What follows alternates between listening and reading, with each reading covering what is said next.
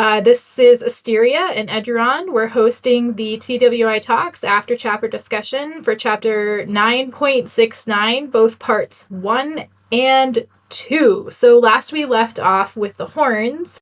They were running away from a mysterious prankster slash trickster who was casting all sorts of illusions. We knew that a fae was headed their way, and now after everything that's been kind of going down with the solstice, we are picking back up with them again this chapter.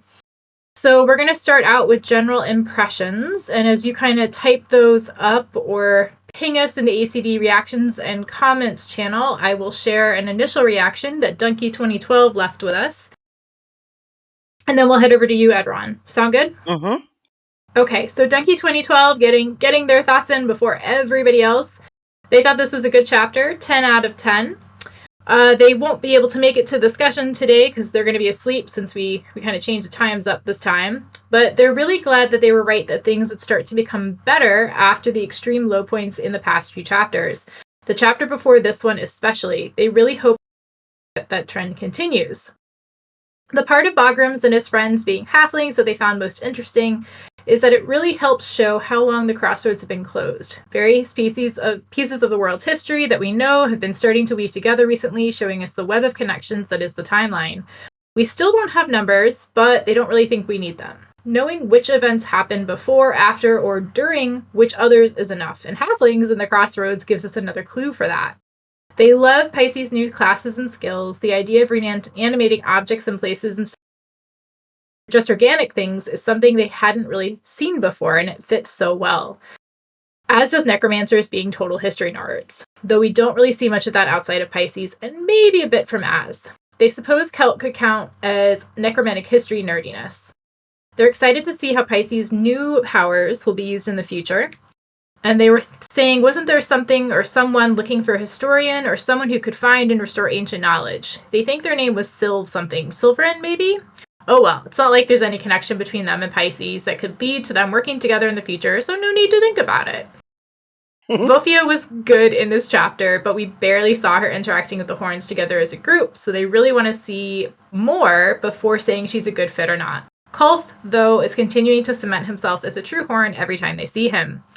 The circlet is unsurprisingly revealed to be sapient. They wonder who it is, what it wants, and if it's evil or just a sapient circlet. All right, so a nice little general impressions for the entire chapter. Eduron, over to you. Yes, the chapter. It started for me like 7 out of 10 chapter. I really enjoyed it, but it got better and better and better and better.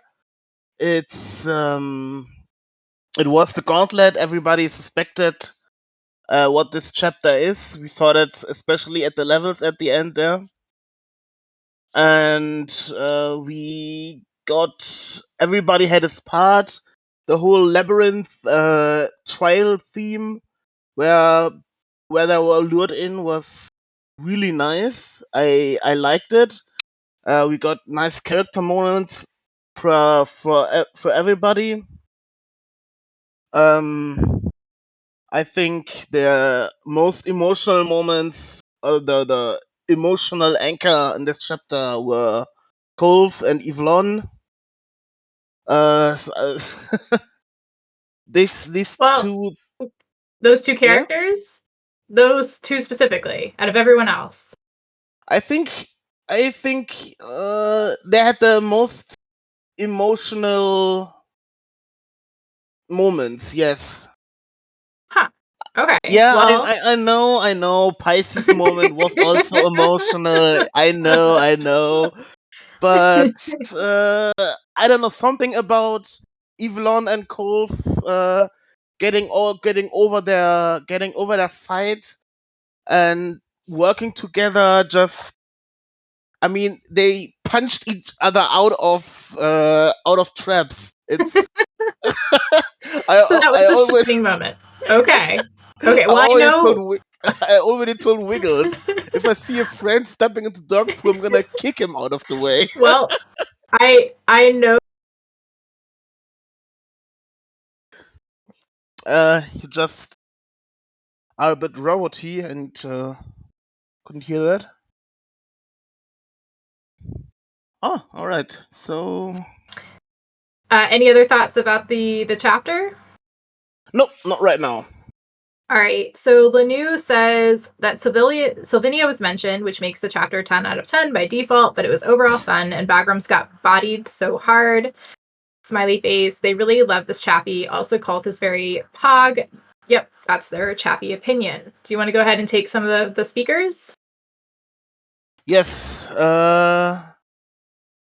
Mr. Wiggles, give us your opinion. This was a phenomenal chapter, 10 out of 10, again. But yeah, I won't harp on too much about it because I just loved practically everything about it.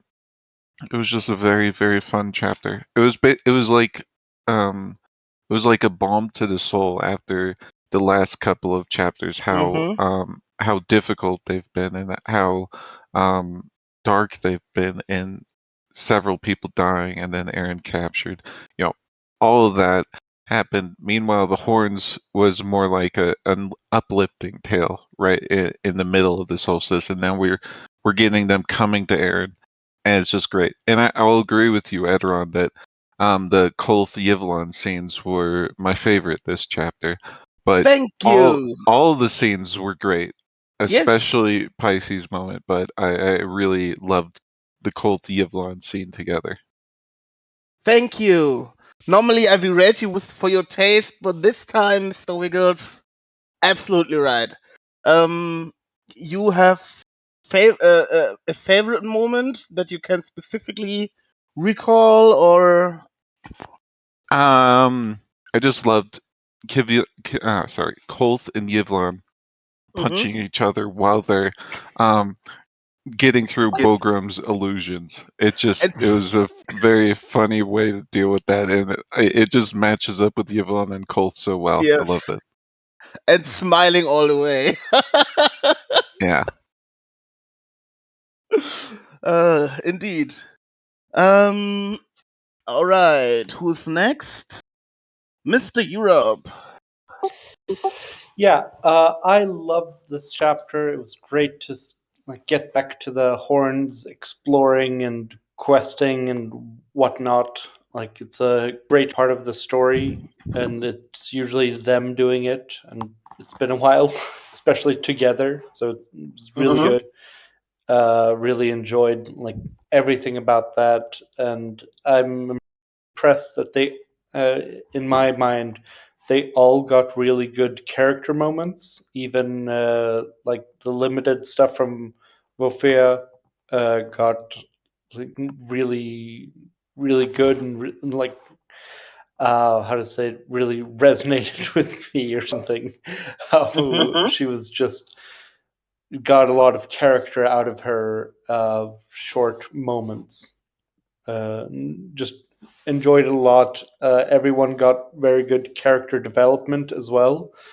More character revealing from Saria than anything else, but from our side, more development on how she functions behind her uh, development and her like stuff with the circlet. It was just great moments from everyone in an otherwise great story. Yeah. I agree. Do you have a special moment that you want to like mention? Saria scamming this trial. Wonderful. It's Yes. great. Es- The best line in the chapter, I think, is, "Do you have another pair of clothes? My friend ate them." Wonderful. Especially when they used it to convince them that they are residents of the city. I don't know if she Yes. planned that or if it's just wonderful. I In agree. my opinion, 100% did not plan it at all and just wanted free clothes. Yes, free stuff, and the scroll is start haunting, toting. Bleach Soul. Yes, I also like this chapter a lot. I like the focus on the horns and exploring. I liked also the different point of views that we got this chapter. My only issue is that Kissever did not get to shine a lot, and my biggest concern is about Pisces' ability. How OP are they?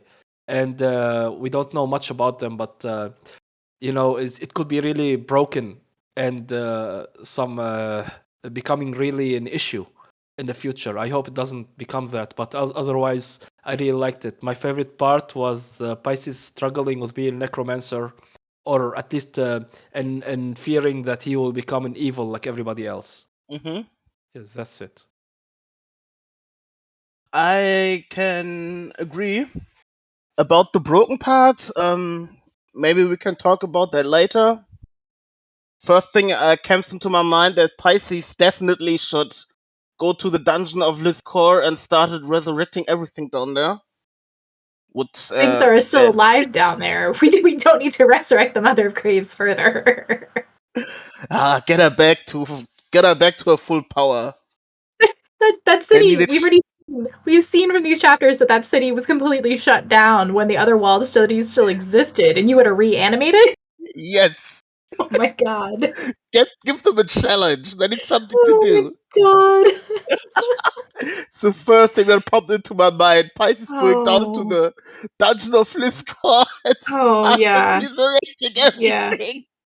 Yeah, you're a sweetie, aren't ya? Jeez, haven't our characters literally had enough doom and gloom for at least a volume? All right. That would be wonderful. Let's hear from responses. let's hear from a couple others to wrap up general impressions. Edge Dancer says, as always, they love Mia Horm's chapter. They think that the tighter focus on a small group of characters really plays to Pirate's strengths as a writer. Love the investigation into dreams via Vlam. Pisces being a cool historian that honors the past and uses it to build a way to the future. They would like to see more of Bofia as well. Didn't really feel like she got to contribute that much. Overall, they loved the chapter except Dakalos. Oh, God. Okay. Dakalos was awesome. I love that. Was like one of my favorite parts of the chapter. Okay. Still, though, City of Shields is super cool building, this mega maze. Let's see. Just to train up specific classes, getting dunked on against Woodstrom. Rhythm and Bruce, did you want to share your thoughts? Yep, I do. So I like this chapter. I think that my favorite part, along with a lot of other people, is also Yvonne and Kolth stuff, and I'm trying to put it into words, and it's hard because it was great, but here, I will try for it. You hit me once, I hit you back, you gave a kick at that last trap, you threw me through a glowing wall, I used your face to break my fall. You hit me once, I hit you back, you gave a kick at that last trap, you threw me through a glowing wall, I used your face to break my fall.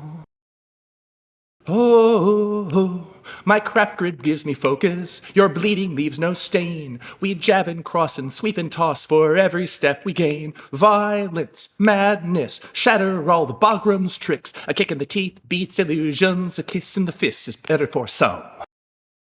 Whoa, a kiss with a fist is better for some. I broke a jaw, you know it's me, because of shared insanity. With every strike we slowly learn, joke's on him, so now it's our turn. Violence, madness, shatter all the Bogrum's tricks. A kick in the teeth beats illusions, a kiss with a fist is better for some. Whoa, a kiss with a fist is better for some. You hit me once, I hit you back, you gave a kick at that last trap, you threw me through a glowing wall, I used your face to break my fall. You hit me once, I hit you back, you gave a kick at that last trap, you threw me through a glowing wall, I used your face to break my fall. That's how I felt about Yvonne and Kolth for that chapter, and in all fairness, I think that was the best finale chapter of the Solstice so far for a lot of reasons. I think this is actually my favorite finale chapter of every volume finale chapter that has been since the start of TWI, because I am a great sucker for characters that talk to each other and reveal information, because that's a thing that I hate about books, is how long people just keeping things from each other is a plot device when they could just tell each other things. And so I loved that. I like the character moments. I think that Colt has actually joined the Horns. I liked that for like a lot of other adventures, it's all about other forces coming in and saving the Horns or saving the characters. And this arc and this chapter was more about, Lufia showed up, but she wasn't this, force that just solved things. They still had to dig themselves out of the hole. And I'm kind of this sucker for people who for actually having to do it for yourself and succeeding in doing that, which is kind of new for the Horns. And I think is one of the things that I have wanted to see more of in TWI as a whole. And so that is, those are my thoughts, I think, on this chapter. Wonderful song. Yeah, that totally dropped that. Yes. just slid into that really nicely. Oh my goodness. That was amazing. I should say that it's that with apologies to Florence and the Sheen, because that was the tune of Kiss with a Fist, if anyone wasn't sure. Oh, no, that was fantastic. Thank you so much. Everyone else, the bar has been set. General impressions in song. Yep. But I super nice. agree with you. Yes, I super agree with you, though, Descantor. It was really great to see that Kolth just kind of came out and shared. Same with Yvonne. Like, it's also frustrating to see characters, like, hold on to these deep, dark secrets, and it's like, if you would just talk. So it was nice to see that kind of, like, circumvented as an annoying, dragging out kind of plot device there. Just getting on with it. So really, really enjoyed that. Eduron, any responses to Descantor? Not right now, except for agreement. Okay.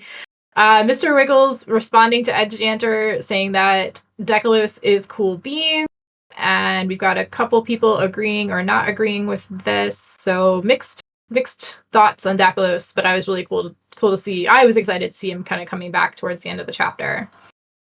Rhythm and Bruise also shared that Kismiver has been running away with Best Horn's mantle for a while. The others need their moment, and he's still got some this chapter anyway.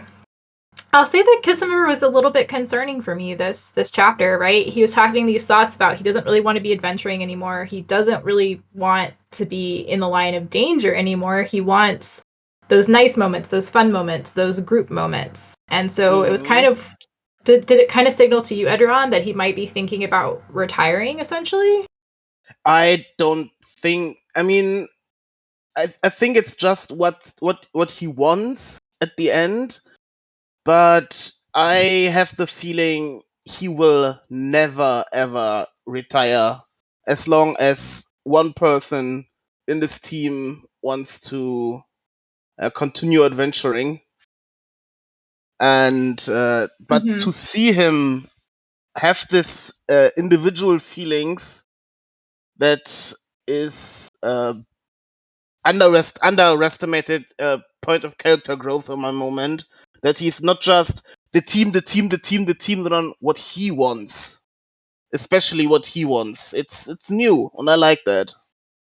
I agree. Like, seeing him and how he views himself via Yvonne's perspective with the dream. Wonderful. Oh, that was wonderfully done. That was a beautiful piece of writing. And I really like Vofia coming along, because it feels like he now has more of a reason, like more of a purpose on the team too, because she's the newbie, right? And she's making all the same kind of mistakes and like self-worth opinions that he had, and he's grown from. And now, quite unironically, he's in charge of the two newbies, maybe three newbies, we'll get to that, on the team. So it's kind of cute to see that he's sliding into this new role as maybe like team guide or team counselor, something like that. In the dream part, he literally grows. That was just wonderful. From he saw himself small in the background and bigger, and then he stands side by side. Wonderful written. I totally agree. Yes, I absolutely love that.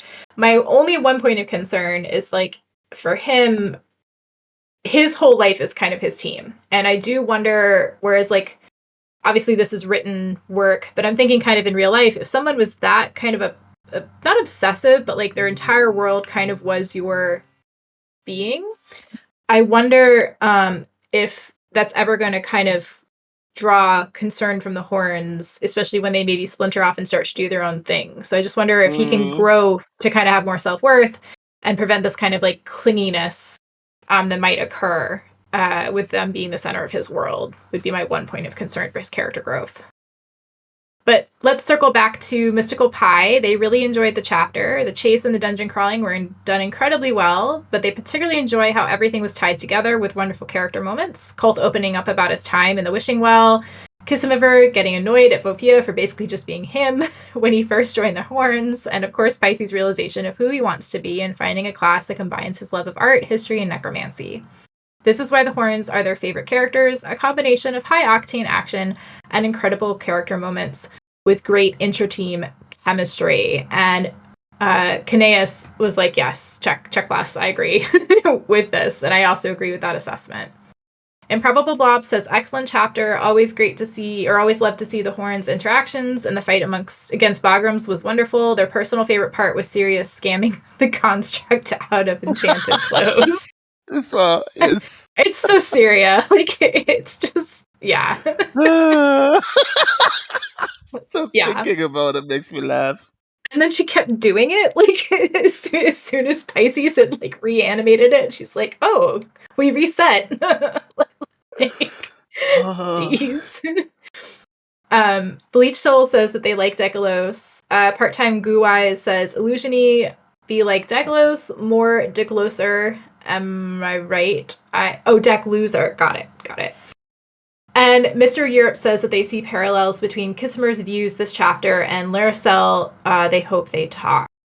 And Mr. Wiggles, do you want to wrap us up before we move on? And Sixels, if you finish writing out your comment, I'll read that after Mr. Wiggles is done.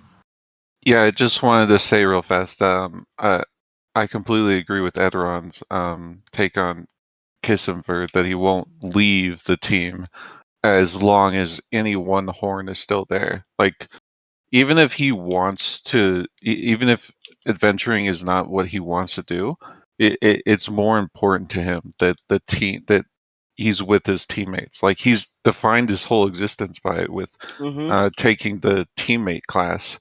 That's what he is to them. He's their teammate. So as long as they're still doing it, he's going to keep staying with them. Today, your opinions are on point, Mr. Wiggles. Thank when you. do you ever disagree with him? Often enough. Okay. Yes. Okay. Yes. All right. So last couple comments before we wrap up general impressions and move on to specifics. Sixel says, Kissimiver finally getting to put his progenitor training into use effectively, guiding the Horns like he was trained to lead the Antinium. That's such a great point. Like, it's so cool to see all of Kissimiver's experiences like coming and being utilized in different ways, and he's just really finding his place as an adventurer. And that's a really fantastic observation. Kel says they just wanted to express their sadness that they left the cute Zoomy armadillo behind. You never know. They might go back and grab it. It would be nice to have like that Zoomy water dishwasher pet going. Like, I agree. That should be the team pet. Rhythm and Brew says adventuring isn't bad for Kissimiver. What he's found he doesn't want is adventuring for adventure's sake. He wants the risks to be for something important. Okay, yeah, that's a fair observation as well. I'll just wrap up with my general impressions. Kel also points out really quickly that they hope Syria did get some potions from the Overseer and can pass them off to Salus / Octavia. Scamming it for all it's worth. My general impressions of the chapter, I agree with a lot of what has been said. I would say that my personal favorite moment was to see the horns kind of getting expanded with 3 new members. So we've got Kulth, we've got Vofia, and we have the Circlet. The Circlet is like the unofficial but official kind of 7th member. I thought that was great to see. We've got to get some new fan art with our 3 new horns members. Asteria. I will throw you over. You guys have to wait. I wait and I'm polite and I listen to you. Don't you can hold Asteria, off. I think you mean Sir Cleet. Circlet. Oh my god. Oh, Circlet the Circlet. Yes, that can be its name. That is an excellent point, Cal. Circlet the Circlet. I don't take credit for that. That was somebody in the other server. Well, my head hurts.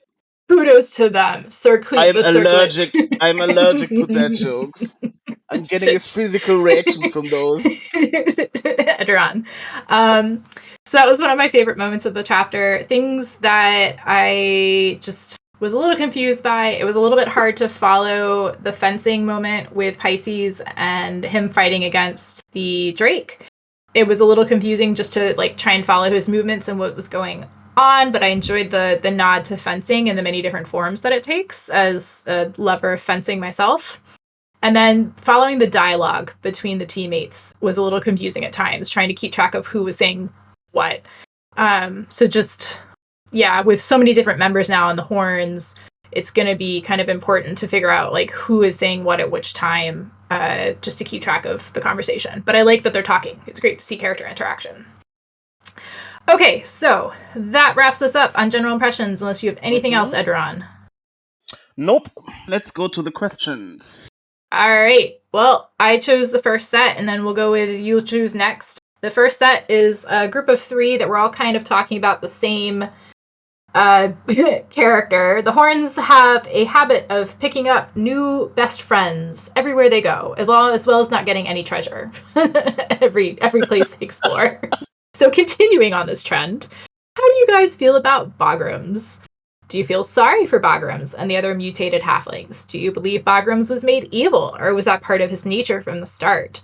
Who do you think made Bograms? Early pre-Chandrian Roshal? Though I believe in the chapter they did talk about him being from Tiandria, and I would figure that it was Tiandrians, but we do know that slavery originated with that guy who's now, I think, in the Wishing Well from Tiandria. Eduron, any thoughts as people kind of get their responses in line? I always am a bit of a sucker, to be honest, for people with tragic backgrounds, and they just made evil because of their circumstance. And we don't know exactly why he behaves, to be honest. But I have a feeling that Bolgrom doesn't have the nicest of pasts. And so instead of wanting him to burn in a fire while still alive, it's now okay if he drifts off to sleep and never wakes up. So my rage towards him is lessened. Let's say it like this. He has a family, so I don't think this is the last we've seen of Bograms, and I'm sure there's a tragic backstory that like has been hinted at, but I feel like he's going to be a very sympathetic character. All right, do you want to handle the first of the chat responses? You can read them out loud. Oh, but there's something to be read, my dear friend. Yes, Rhythm and Bruce. That's what you mean, of course. So I think that I don't feel sorry for Bograms. I don't think. I might feel somewhat sorry for him if as more of the past gets revealed. I might feel more sorry for past Bograms. I think by this point that he's either evil or been turned evil to the point that he's not really. There's no sympathetic character there for me. Like whether there was one in the past that has been essentially offed and replaced by this crazy murderer, or if he was always nasty, is kind of irrelevant to me because he's there now and is pretty much an implacable obstacle, and always that can change, but that's how I'm feeling about him now. The main thing that I got from him, from the fact that he's halflings and all, is this reinforcement that in the Wandering Inn, like the last of the species or this thing that's dead is never really dead and gone. There's always another whatever it is, whether it's a dragon or a halfling or, or a who knows what, or there's probably elves hidden somewhere in the world, like actual full elves in a stasis in a dungeon somewhere, like under the sunken Isle of Drath or something that we'll find. Like we just keep on seeing, we just keep on seeing this thing where this thing is supposed to be dead and gone. Like the harpies were gone, then we go, oh, there's the queen of the harpies. Oh, there's some more harpies over there, and so on. And that was the main thing that I got out of the fact that they're halflings, rather than thinking a lot about their past and what that means for their emotional impact on who they are and so forth. All right. How do you pronounce the Tomeo? Hello, can you hear me? Yes. Right, so in terms of feeling sorry for program, currently I don't really feel that way, but Parasapa is going to make me feel whatever they're going to want to make you feel. So maybe in the future I will be sorry for him, but currently not. Well, and regarding the second question, I don't believe that he was made to be evil, and it might be my assumption, but I believe that halflings are just inherently good, based on Teriard's reaction to them much earlier when he feels sorry about halflings. And recent chapters introduce a halfling that came from the moon, and it seemed like they are a kind species in a way. Yeah, and well, it was hinted clearly that there was something actually quite bad happened to this character. So it may be due to circumstances that make him the way it is, but he's still really annoying. And currently, I would not mind if he died. And yeah, yes. and regarding the origin of what countries or what nation that created the program and his kin, I think it is I can't remember the name exactly, but it was the country or the kingdom that have the half giant people. Do you remember that? So I think they did something to him that is the early specimen to make small people become taller. And yeah, so human. Interesting. Well, that is my small speculation. It is. Thank you. And that's it. That's it. Interesting. Yeah, we'll see if that if what pirate at the end decides to be his background. So next up is Bleach Soul. You just totally skip Mr. Wiggles. I know, I want to take him last. No. I mean, you have to take the best for last, maybe? I don't know. Bleach Soul. All right. Yeah, I do feel actually sorry for him because I do think he was sent on a mission, and because of circumstance, he became like twisted, and he's been there for like what thousands of years. Who wouldn't lose their mind because of it? So I do feel sorry for him, and I feel sorry like he was experimented on and sent on like what seems like suicide mission. Him and the two others. So yeah, I do feel like anybody who spent like a long time doing the same thing and not being rescued or hear anybody from anything from anybody and can't get out would lose their mind. So yes, I do feel for him. I totally agree. That's why I said I'm always a sucker a bit for people with a probably sad background, and we will see. Do you All think, right. Oh, yes. Eduron, just speaking of Bagrams, so correct me if I'm wrong, but he was there before kind of like the crossroads was lost. so he was the one that kind of was attacking the City of Shields and maybe like other places. Like he had trapped them inside and was killing them slowly but surely. Was I wrong in my reading of that, or did you see that too?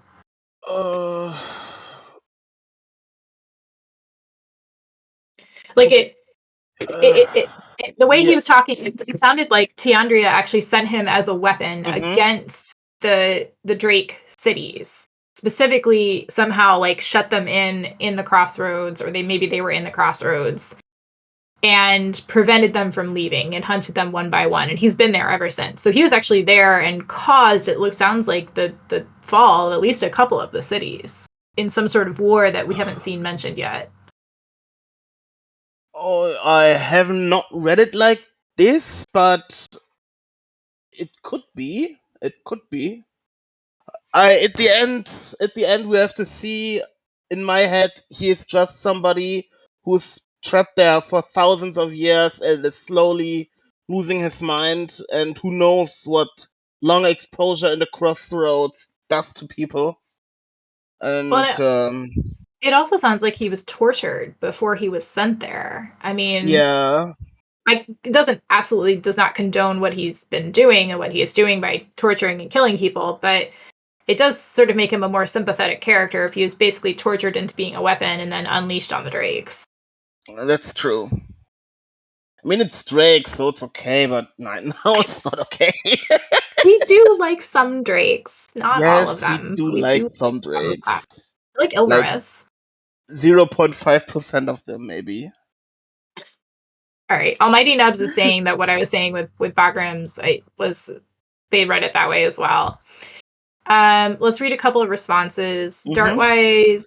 Dart Time Guwise says maybe Bagrams was a shepherd from some Tandrian wetlands. Maybe he took care of bog rams. So I love that. I love that. That's awesome. That's great. It hurts. That's fantastic. Oh, I need to amaze you. Here we go. You're a shiny now. That's great. Alias says they think that the Kingdom of Man was the one that messed up Bagrams personally. I would also agree with that. The Kingdom of Man does sort of seem like the type to be messing with halflings. But it could be a kingdom that's now gone. Mystical Pie says they do feel incredibly sorry for Bagrams. We just don't know much about its past, but we can glean that the Tandrians likely enslaved halflings, physically mutated them into abominations, and sent them against their enemies. After having to go through all of this, Bagrams has been stuck in the crossroads, a bleak, decrepit dimension for thousands of years. Bagrams kind of has Gollum vibes, except he hasn't turned into a husk because of some ring. It's because of the Tandrians. Everyone was celebrating the murder of the slavers last chapter, and Bagram's twisted state of mind, he is taking revenge against his slave masters. Does he... I guess that's actually kind of an interesting point. Formerly half of the Syria and Pisces are both from Tandria. But it seems like he still has quite the rage on for Drakes as well. So I think it's equal opportunities hatred. Let's see. Let's hear from Mr. Europe. Yeah, I mean, people have covered most of it already, but yeah, I read it as soon as they said it, I just read it as, oh, okay, so presumably Tyrandria tortured and did some real unethical science and magic on him, turned him into a living weapon, and then just threw him into the crossroads for thousands upon thousands of years before nuking specifically they sent him in there to murder fleeing people from the nuke that they sent to the city, and then he just wants to kill all the Tyrandrians. It was pretty clear in my mind anyway when I read the story that he's basically just been tortured and destroyed into becoming a weapon. Yeah, I mean, life really sucks for him. It's not much to. I don't think he can be particularly blamed for what he's doing. It doesn't seem like he had much of a choice in becoming the person he is. End of volume 10, Bolgrams becomes part of the Horns. Oh, don't. He's going to become an asset of the inn. That's where the Horns dump all of their hated best friends. Also, it's definitely the Kingdom of Man who did it. Because we've been getting for a few chapters now, it's been just steadily going, oh, the Kingdom of Man is the kingdom of racists and they suck. I feel like that's like been a slightly running theme throughout the Tyrandrian stuff in this volume. So I'm convinced that they did it. Okay, fair point. So, yes. finally, Mr. Wiggles. I do feel bad, and not that you were skipped 2 times, but now it's your time to shine. What do you want to say? So, just rehashing what Mystical Pie basically said, it like Bograms was definitely experimented on in such a way that I don't necessarily blame him for being what he is today, but at the same time, it's like As Crash. As Crash was betrayed by his people and executed for it, but at the same time, As Crash chose to start killing a bunch of people afterwards. I don't necessarily blame either of them, but they still have to be responsible for their actions. And so I do feel sorry for him, but yeah, he's still evil now. As to who of the Tyrandrians, I don't really have a single kingdom in mind. Honestly, I think it was more all of the original 100 families or kingdoms, whatever. I think they were more or less all involved with it. So I think it was a group effort on their part. Because Bograms didn't say, oh, damn this kingdom in Tyrandria. He said, damn Tyrandrians. He doesn't like Tyrandrians in general. So I think it was all of them. Yeah, you know it's easy for people to generalize. But we have to see. I'm always like you just did with the Drakes. correctly. Like I'm doing like for the Drakes, always for the Drakes. But also I can acknowledge that 0.3% of Drakes are okay. But it keeps going down. Got it. But we'll see. I never think that everybody is in it or on it, but I can see where you're coming from, Mr. Wiggles. But we have to see. All right. While I finish out reading the responses, you want to choose the next question, Eduron? All right. And just copy and paste and put it into chat. All right. So Sarah Bear says Bograms was sent to kill the people in the crossroads, but he's not the main cause of the fall of the City of Shields, which got dropped a volcano on them and suffered a tier 9 anti-metal spell. Also, that's another question related to that. Okay, fair enough. So we do need to talk about what happened to the City of Shields. I forgot that they were the ones that had a volcano on them, but I could have sworn this chapter it did say that he was there forcing them to shut their gates, and he was like hounding them and hunting them and killing them. Maybe he's the one who tossed a volcano on them. Who knows? Nobody says they don't think the City of Shields was originally in the Crossroads. A lot of walled cities locations were known, but just disappeared from the overworld. And they think the Crossroads is the place they went to and probably took the Bograms with them. Nobody also doesn't think Tandrian were the ones who nuked and destroyed the City of Shields. Terriarch gave an impression that it was some combined work that the City of Shields deserved. Okay. Rhythm and Brews says they're pretty sure that the City of Man that we've been talking about is actually called Erebath, the Kingdom of Myths, and the leader is the Prince of Men, and they are absolutely racist. Not taking a position on who actually did the Bograms transformation, though.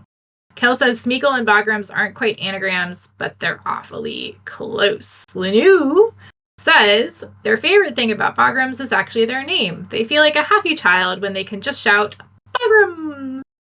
Wiggles! You had something else to say? For the whole Bograms attacking the attacking the city, the quote is that Bograms had survived it all, even this city of shields dying. The Spectre, the Crossroads, the one who'd hunted down the survivors who hadn't locked themselves inside Lesagoth, driven them mad. So what I get from that is that he wasn't the one who destroyed the city of shields. He was present during it, and then afterwards he was haunting the survivors, killing the ones who hadn't locked themselves inside the city. Thank you for that clarification. You have re-earned your status as Wikipedia guru / encyclopedia of the Wandering Inn. Let's see. Infinity says it's easy to think of the Lost Walled cities as victims while forgetting that they're full of drakes and therefore deserved it for sure. Okay, so basically, okay, there's got to be some poor fans out there that really like drakes. I admit that we have not gotten great impressions of them, but can we really say that we've gotten great impressions of any race? Honestly, I feel like every species that we've encountered in the Wandering Inn kind of has other moments. It's a theme for pirate. Every species has good people and has bad people. There are shitty drakes. There are shitty humans, gnolls. There are shitty people just everywhere. Yep. But yeah, especially drakes. But yeah, I have the question. Okay, so you want to post it? Or do you want to tell me what number it is and I'll post it? There it is. Perfect. Go ahead. What is the question? Bograms versus Wufia. 1v1, no items, Fox only, final destination. Who will win? It's do you have an answer? Yes, it's also a quick question. That's why I took it. I see the chat responses. Bograms. I can just agree that Bograms would very, very likely mop the floor with Wufia, because even though they are Fae and they are what's the species called again? Satyr. The Satyr. I don't really think they are combat experienced, and that would be over very, very fast. I mean, they can drink and party with the best of them. Maybe Wufia will outdrink Bograms. Yes.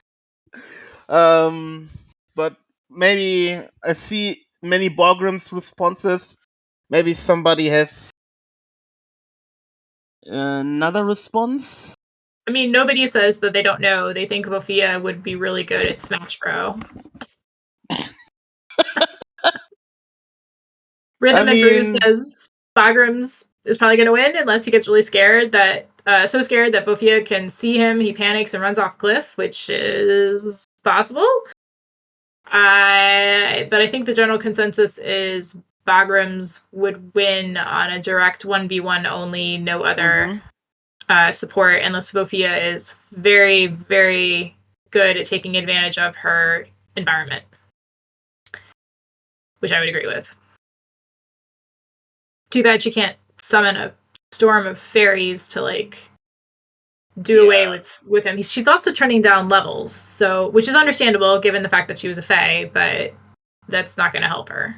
With Fae magic, that would be like the other way around. But she would crush Bograms within seconds, because Faes are overpowered. She no longer has access to that. So true.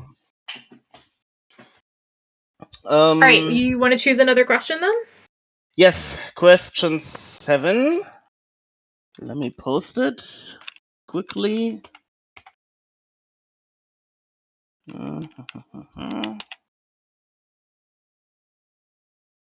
Let's talk about Pisces.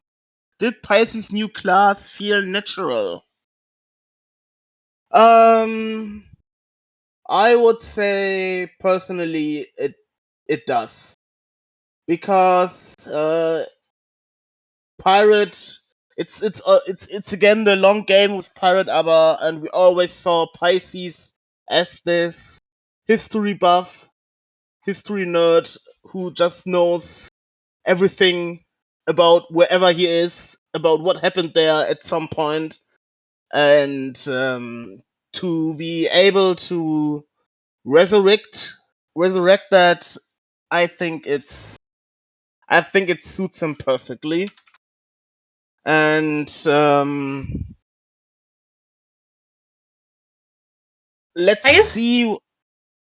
I'll respond while we give some people a moment to think. I'll say that I was disappointed that Pisces, along with the other horns, turned down the explorer classes that they were offered, because that feels like a natural part of adventuring.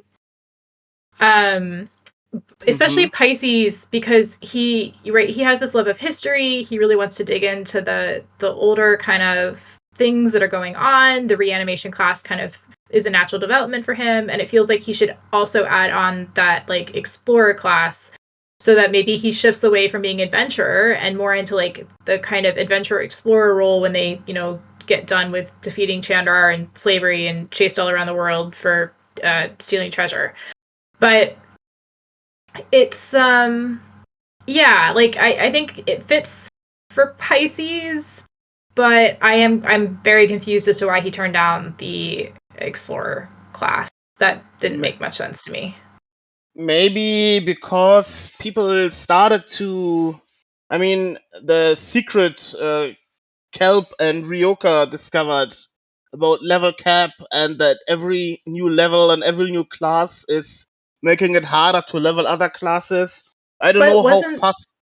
wasn't that rectified? Like that changed when the system opened up, right? All of the new stuff after Aaron, and like actually class consolidation and multiple classes is actually a good thing now. I thought that got like retconned with or not retconned, but it got changed because the system kind of changed things over based on Aaron's experiences. That could be true that I missed something there, but in my I always thought I simply it sprung in my mind that they said no to those classes, maybe to make it easier to concentrate on like adventuring and fighting. But maybe. Yeah. But I think the one thing that just really disappointed me about like Pisces' new class is I really just with him wanted to spend more time looking around and just taking in all the history, and we had to rush through because there was an evil demon thing chasing after the team. Like I want one dungeon where the horns cannot be in fear for their lives and take the time to properly document and save everything. Nope. Once. Always Once. shit has to be hitting the fan always. Enough with this Indiana Jones stuff. Mr. Wiggles, this time you can be first. I really, really, really, really, really, really, really enjoyed Pisces' new class. It was just an awesome reveal. Like getting it feels like such a good progression for Necromancer too. Instead of focusing only on bodies, focus on literally everything, including inanimate objects in the past. And yeah, I just it fit with him very well. I really loved that kind of progression for him. As to getting rid of the Explorer, it's like he's not an explorer. He's a necromancer who likes history.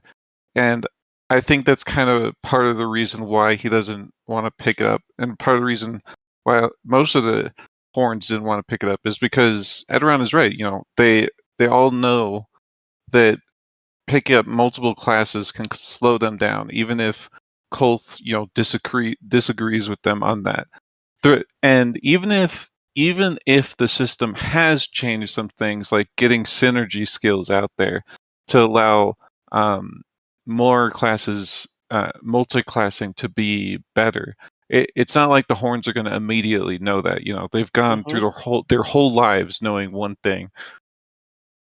So if the system changes it now, it's not like the horns are immediately going to be like, oh snap, yes, that's right, we should be doing multi-classing. I totally agree. Also, I always saw them as pure adventurers. If there is a dark dark, mysterious cave, they wouldn't go down there just because to explore it when they don't have a reason to go. If it's a reason to kill a monster, they would go down there, but they wouldn't go just down there for the fun of it. They are always adventuring with something in mind. Syria might, and drag everyone with her. Just because that feels like in character for her, just to be contrary.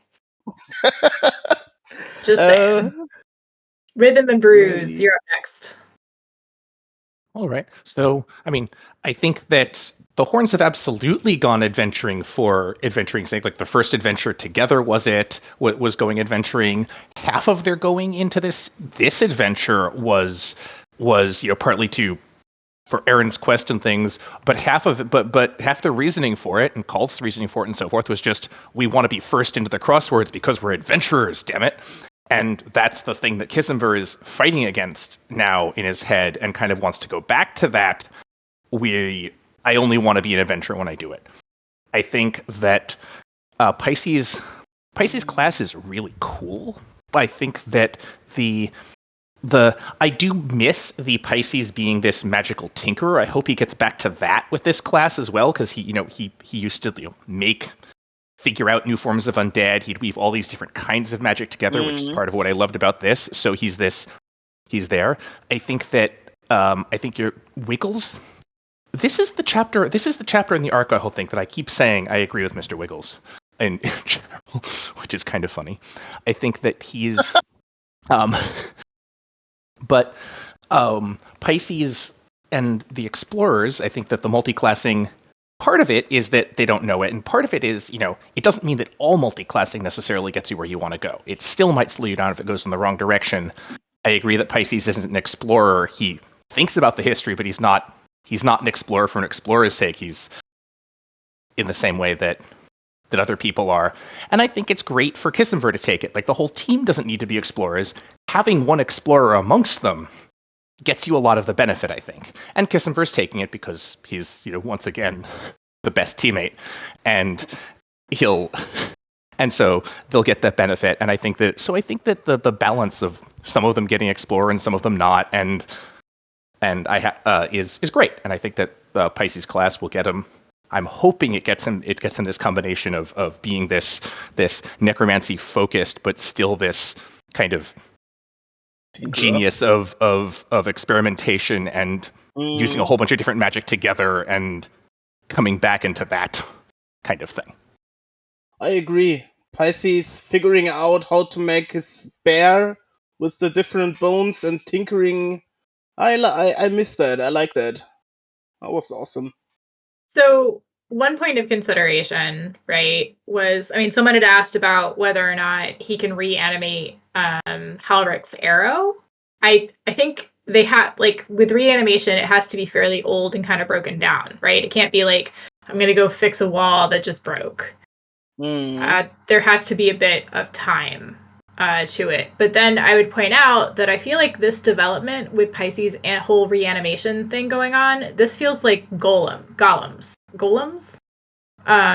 This feels like the path that people tread to animate and create golems, especially older ones. But maybe, I don't know if Pisces is going to go that route, but this feels like that's where his class is going. Where it could go. I haven't, because I'm using TTS, I haven't seen the color of the classes and skills. Are they unique? No, they're not new. He's rediscovering an older class that people haven't people haven't done this sort of necromancy in forever. So he's rediscovering an older off branch of necromancy. And I'm just saying this feels like this is how people created or somehow got into golems. I've said that 5 different ways now, but that feels like where his kind of class could go. Let's see. Alias said, let me read off some responses. Yeah. Some responses. So Alias says Pisces' new class has been foreshadowed since the very beginning of the story. It was there all along. His firmly held belief that cleanse was enough to bring his clothes back to life and that washing them was unnecessary. I mean, I'll take that one step further, and maybe he just really wanted to get into like history or reanimation super early, and like if he lets his clothes go long enough, he could reanimate them, and we could do this whole like Mickey and the sorcerer like dance with his robes in the in world. Dun, dun, dun, dun, dun, dun, dun.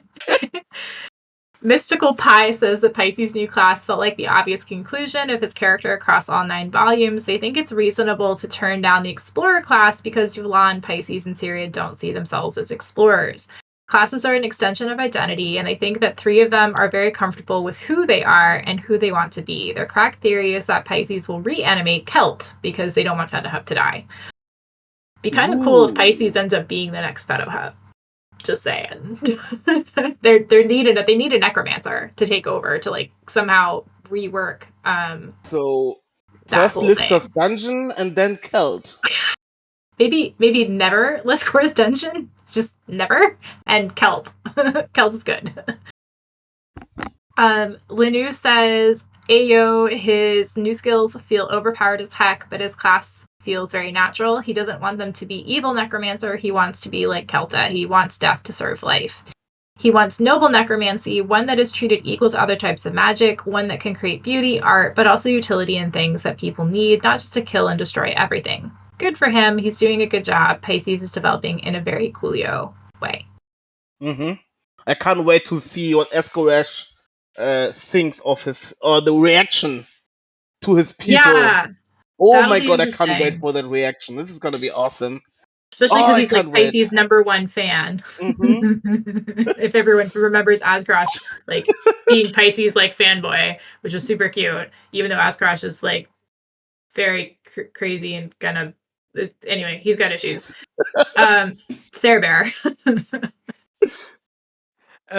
I think it's important to look at the name when you see the class.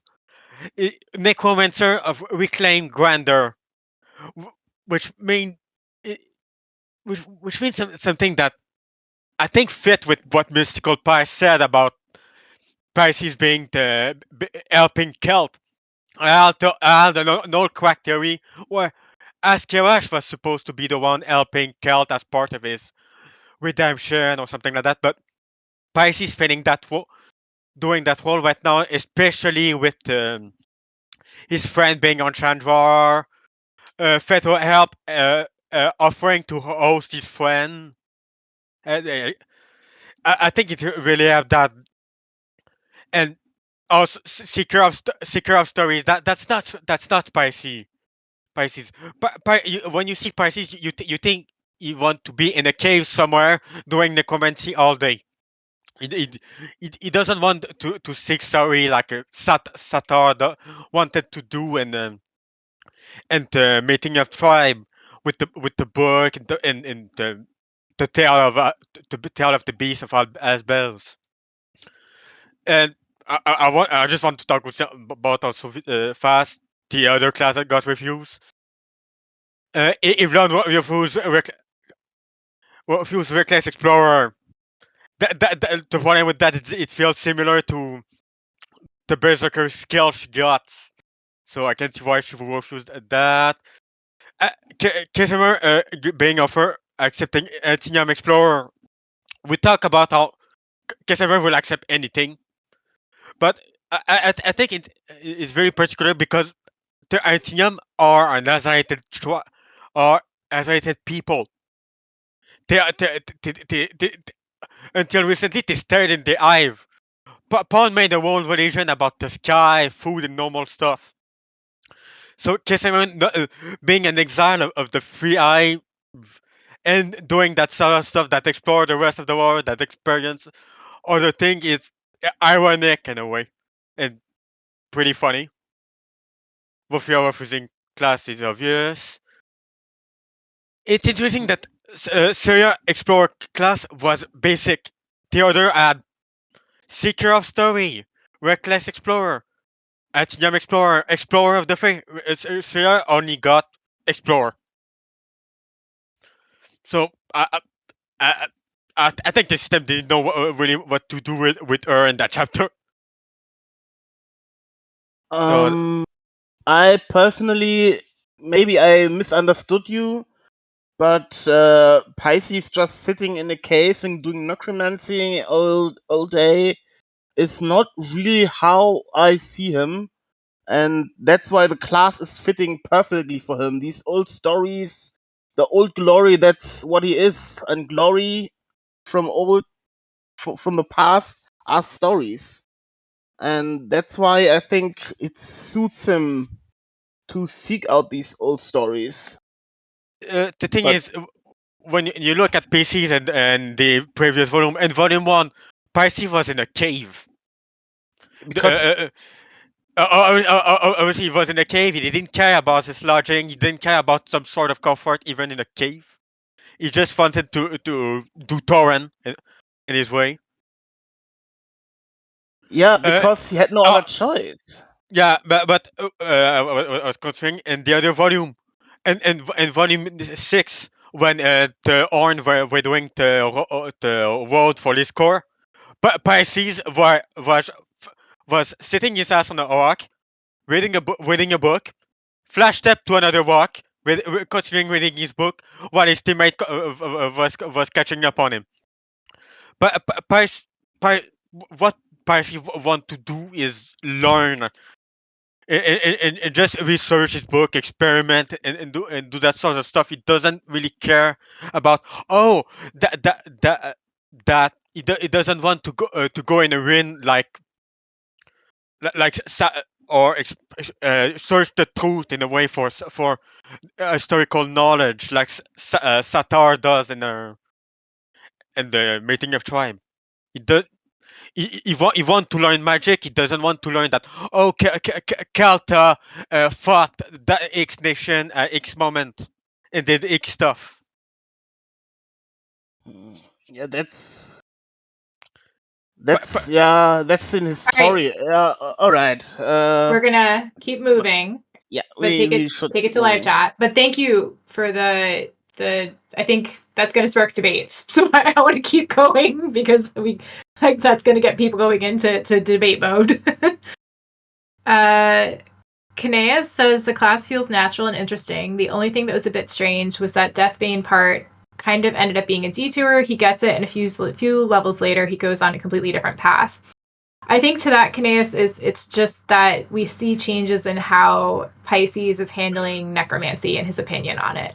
Right? For so long, he wanted to be Ascrash, and then as he's met Aaron and he has his team, he's changing. Right? He's changing how he views necromancy and what he wants to do with it. And so that's also changing his class and his role. And he actually talking to Ascarash. Yes, I'm that finding too. out he's batshit crazy. That too.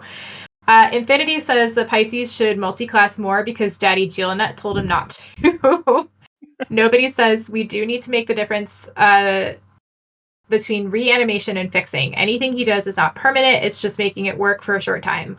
I'm not sure about that. I think it is permanent, but it's not fixing it. It's just kind of bringing together what's left.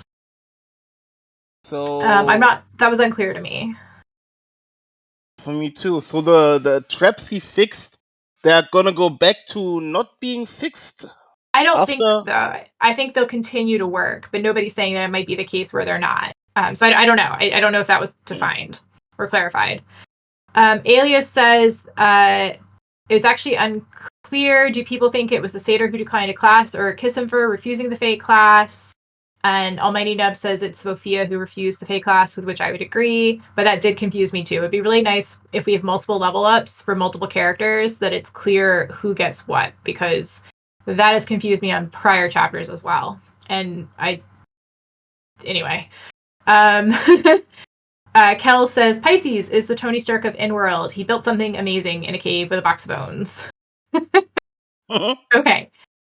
So Bleach Soul, do you want to wrap us up on this, followed by Mr. Wiggles, and then we'll move on to the next to last discussion question?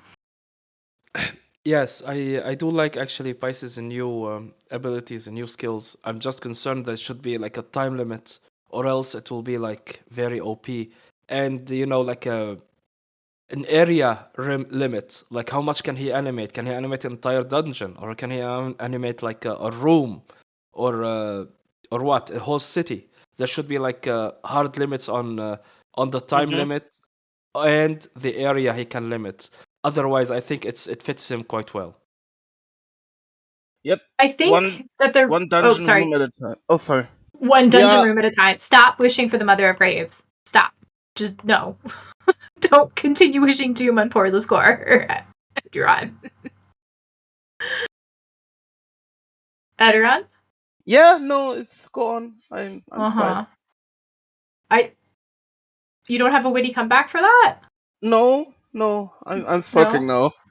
When Isis reanimated the dungeon, it's the wall. They didn't fix themselves. They held the scraps of what was and placed them in the air as if holding a pat there.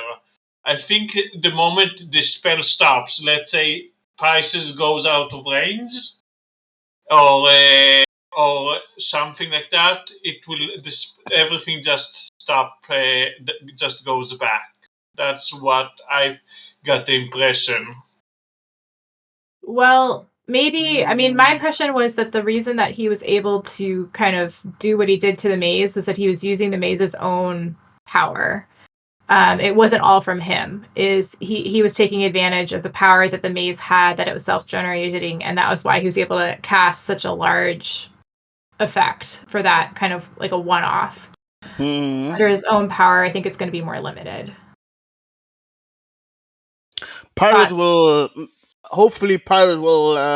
think of some fixed rules, because I agree, if the rules are too loose with that skill or with that class, Pisces will be too overpowered. But there will be limits, I guess, and we will find them out, I think. Well, maybe you'll get your wish, and they will re-tackle the Mother of Graves dungeon one room at a time for historical purposes. Okay. Almighty Nubs and a couple other people agree that the maze is a special circumstance for reanimation because the crystal fueled pretty much the whole spell and will maintain it. Mr. Wiggles, would you like to wrap us up on this topic? It's still level 40 class. It's obviously not going to be the most powerful skill ever seen in the story. It's going to have limits. Like, I think that should be obvious. It's going to have some limits to it. I don't know if it's going to have, super defined limits. Pirate Abbot just doesn't do super defined limits on many, many, many different things. But it's not going to be the most overpowered class in existence because it's still level 40. Other than that, I felt like the level ups were very obvious this chapter. Like every single level up went through every single horn. We started with Pisces, then we moved to Yivlon, then we moved to Kissimver, who got Antinium Explorer, and then we got Explorer of the Fae. You don't get two Explorer classes like that, so it's obvious. I felt that But was maybe Ophia. one was rejected and they tried to offer another one. If that was the case, then Explorer of the Fae would have been before Antinium Explorer, because then it would have been in the right order. You know what I mean? But anyways, I felt this was like one of the clearest level ups, because it literally did just go down and group them all in the same area, basically. Well, I've seen a lot of discussion and questioning about it, so I think it wasn't as clear to everyone. And it would just be nice if we got a character name and then the level ups rather than a wall of text, but it's up to the writer is the one that kind of makes the decisions. Maybe it's also supposed to be like kind of figure out who this is, because it's like half the fun of looking for the hints and the clues. It could be clearer. Okay, Eduron, any final thoughts? Not for this question. I have another, but first of all, we can do the question you posted. Yeah, did you want to do question 12 after this, or a different one? It's a different one. Okay, so I'll say we'll do this one, your one, and then let's wrap up with question 12. Yes.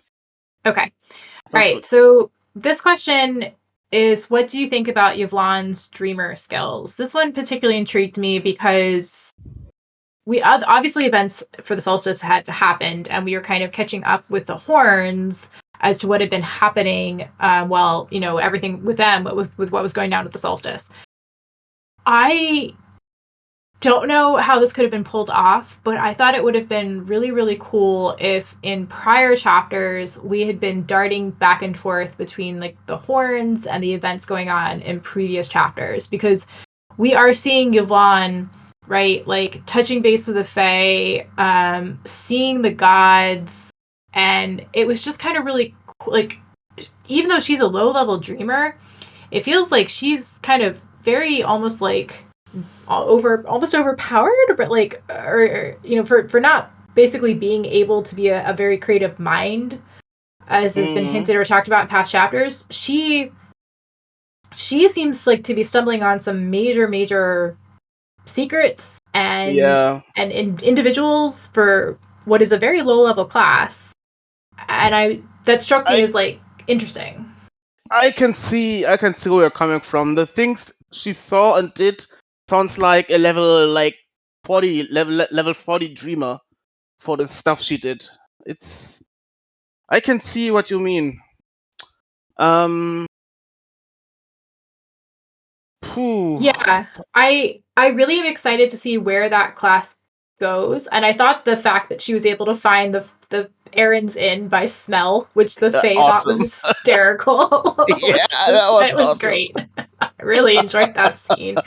I was surprised at how much I really enjoyed Yvonne. I think some of my favorite scenes in the chapter were just Yvonne's dream skill. Like, I thought some of that was so well written. I really enjoyed it. I just wish somehow, I don't know how it would have been done, it had been intermixed with earlier chapters, and we were kind of getting glimpses as to like what the horns were doing through Yvonne. We're like, oh my god, what are you guys doing? Why aren't you here?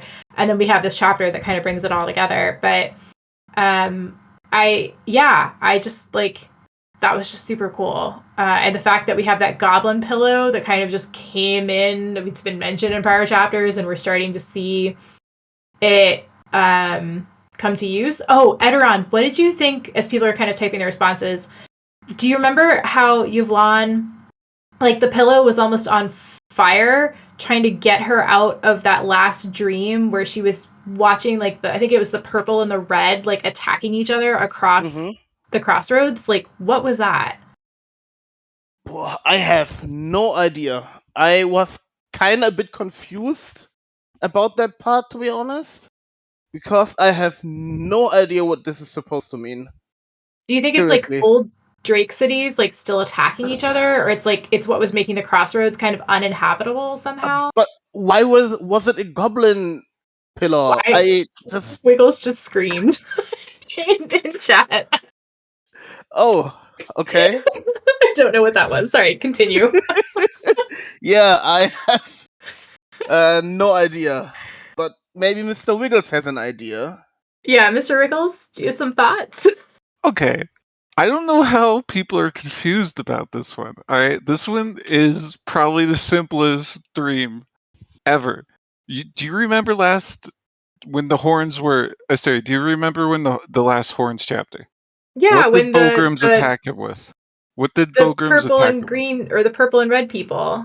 Yes, that's what the purple and red dream was Oh, about. that's the color. I know that's the color connection, Wiggles, but like, right? Kissenver said, he's like, these things seem familiar, but I'm confused and I can't put my finger on it because like I should know what this is. And then we have this whole dream thing where there's these splashes of color. Like that seems like a bigger story there that we totally are like, we don't have time for this. We're going to keep moving because we have to go rescue Aaron. The Kissenver discussion was him kind of connecting that they're like probing his mind. It's basically telling us that the purples are psychics.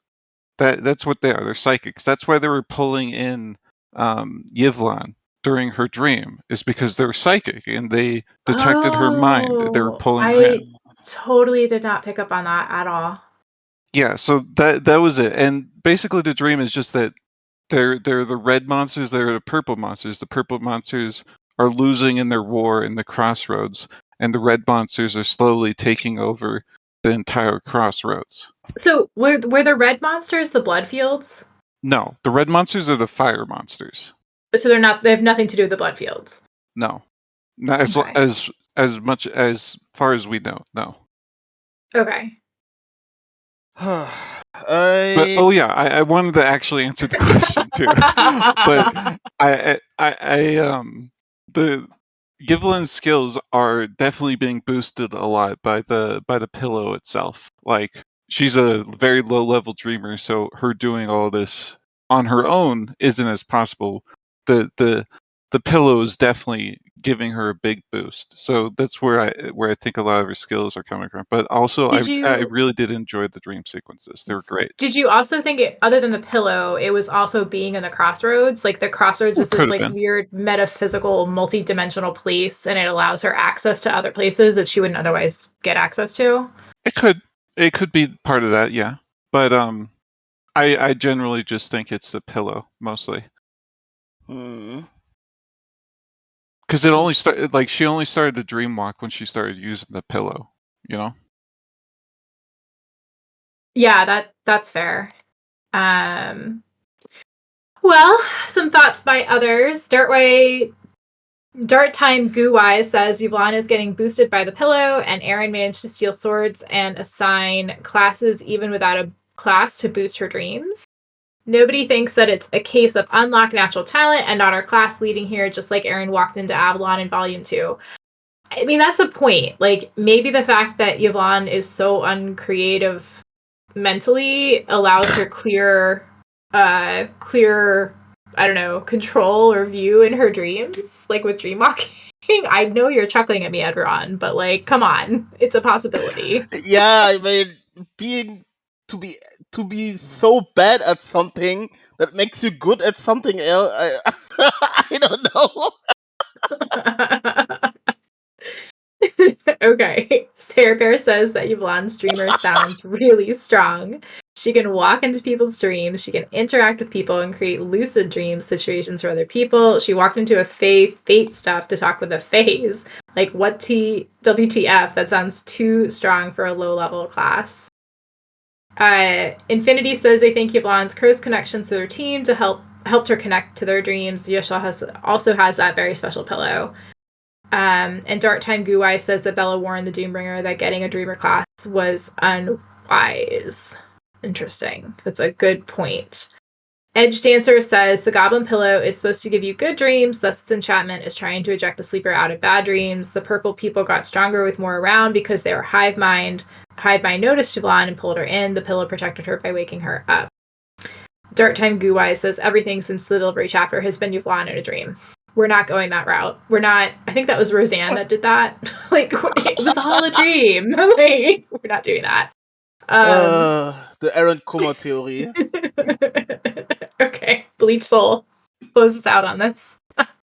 Yeah, I do find it peculiar that Yvonne could enter the inn while the witch, I forgot her name, could not. So maybe that's because of the pillow, the special goblin pillow.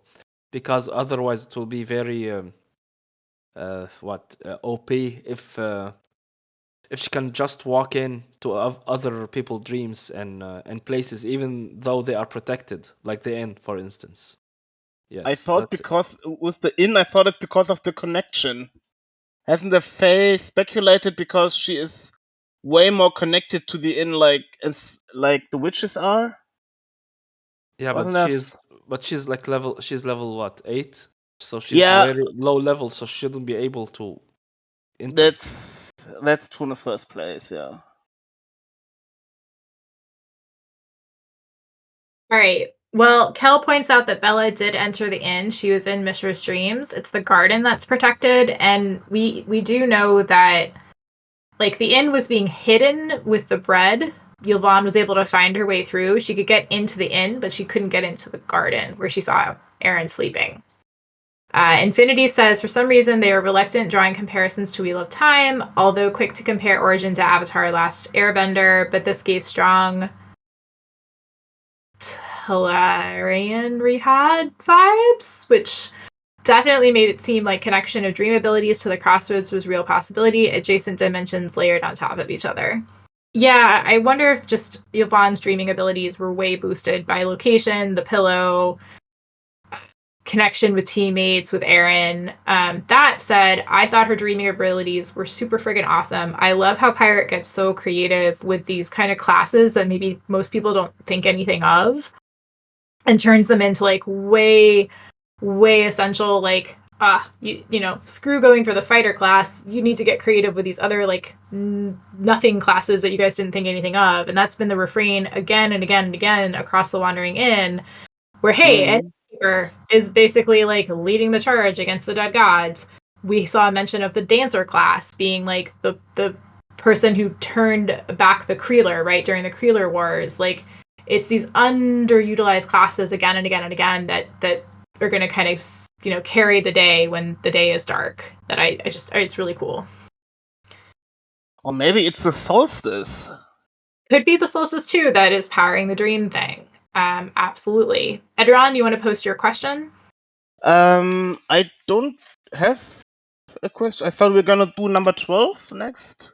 We were going to do 12, but you had a question in mind before that you wanted to do after the dream one. Oh, yes, correct. I haven't written it down. Do you want to just say it? Yeah, Okay. just wanna ask everybody, do you think the Horns are a named team now? Are they named level? I personally think with 3 people over level 40 in their team that, yes, I think they are on a named level now. And just wanna hear the opinion from everybody else. I think maybe individual members. Well, no, even individual members aren't really named rank. I don't know. As a team. Yeah, I don't know. I mean, maybe they're getting there. Because there are individuals and there are, I think, when I recall it correctly, that there are named rank teams where the whole team is named rank, but not individually. But Yeah, only no, when they're working as a team. That's absolutely the case. I was like, I don't think they're named rank as a team yet. And I was thinking maybe there's individual members who are. But I think that the problem for the Horns is that they keep doing these adventures, right, and surviving. But the issue is they just don't get any treasure. And I think for a named rank team, like, you've got to accomplish big tasks, but you've also got to, like, I don't know, get and show the goods. And they haven't really done that. The goods are the deeds they are. The goods are the deeds they are doing. They need some treasure. There needs to be some treasure. Treasure measure. They walk through the crossroads. They have now a named rank adventurer in their team. 2 people over level 40. We'll see. Asteria the loot goblin is present. It's really loot goblin right now. Look. Just saying. Always rolling need. I can see that. Let's hear from some other people. Let's see. Just on the subject of classes, Infinity says Zeladona of Blades was overpowered as hell, but end of the day, she's just swinging her blade around. Only so much creativity you can have when your class is defined by wielding a weapon. Non-combat classes have way more diversity. Kel says they think people don't pick up these classes because they're not particularly useful for everyday people at lower levels, and most people don't have time or ability to get them to higher levels where they could end up pretty overpowered, like Reader, Vivarian, Historian, etc. Those are good points. But People need to be more creative and more open to these classes, but fair enough. You do have to make a living and put food on the table. Okay, back to the horns. And are they a name team? Eduron says yes. I say quite there yet. Edge Dancer says they're not a named ranked team. They may have individual members that are, but overall they think they still need work. So Edge Dancer, my question then is who? Because Kulf definitely named ranked. Anyone else? I was kind of hesitating, but I mean, nobody really knows what Pisces has done. Nobody really knows what Saria has done. I would say nobody else is quite named ranked yet. Maybe Yvonne? The whole adventurer world, the whole world just saw them riding like heroes through the crossroads and just flexing. There was no treasure. Nothing. They just sailed through. They were just literally flexing on a chariot of dead horses. They literally were flexing on everybody else. Riding across the sky, or seeing them riding across the sky. I say to you. All right. And Sarah Bear says, please, if that is not name, I don't know what. Sarah Bear says 3 people over 40. Syria with the circlet is pseudo-named. Kissimiver is underrated as always. They are. Bleach Soul says level 40 equals named ranked. And other people are casting doubt. Sidehammer says no, but they're getting very famous. Dirt Time Guwai says, let's not die and get lots of loot. They need to work on the latter part. Maybe the people who pick a lot of classes end up like Mishra. Just a nod to the class discussion from earlier.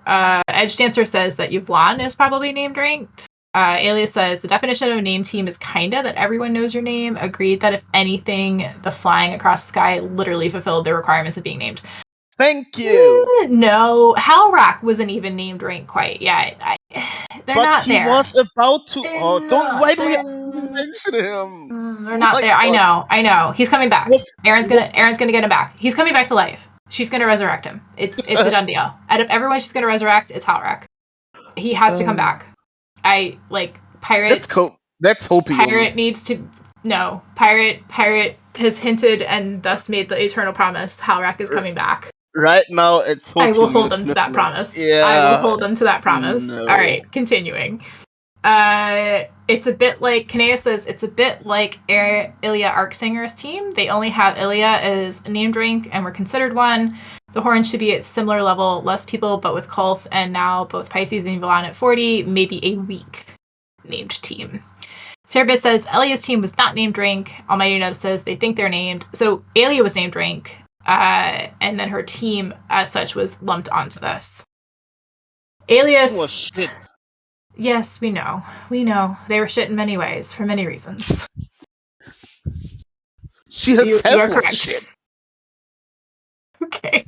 Yes. Yes, come on. She was totally overrated. I'm not disagreeing with you. I think the Horns could wipe the floor with their team. Maybe. Alias says, and if anything, being a named ranked team is easier than being a named ranked individual. As a team, they are named ranked. Individually, they probably all count as named in Chandor. I don't know about otherwise. I agree with that.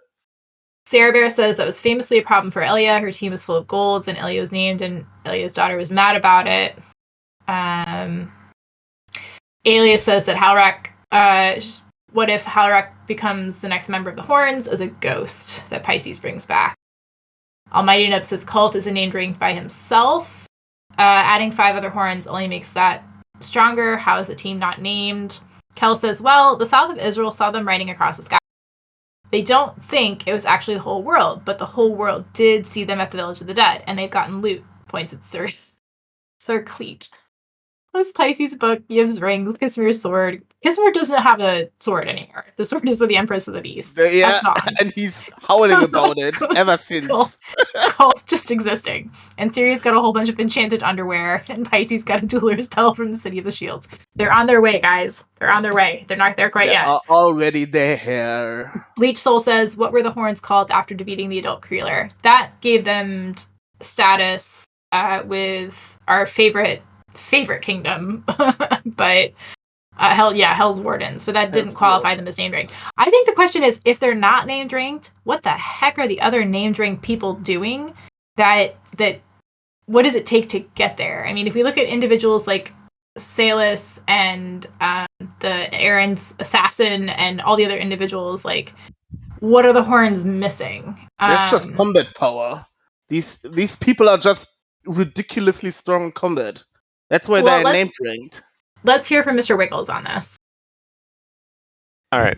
I think it's kind of ridiculous to think that they're not going to be named rank after this. Thank you. So, first off, they just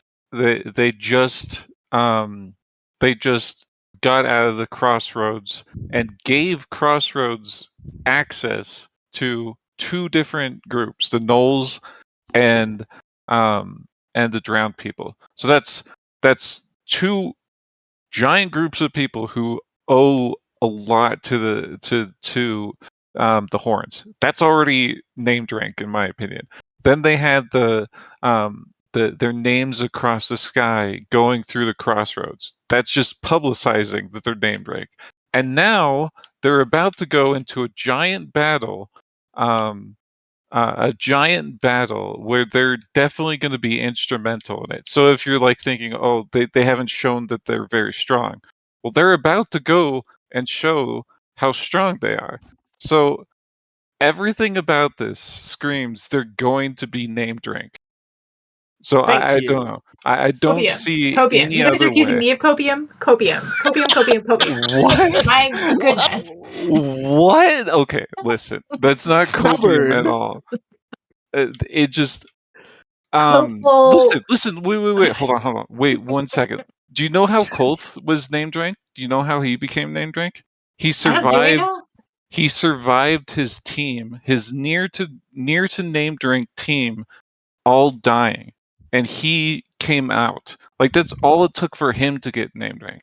I don't see any way that the Horns don't Then why get are the named horns rank. already named ranked?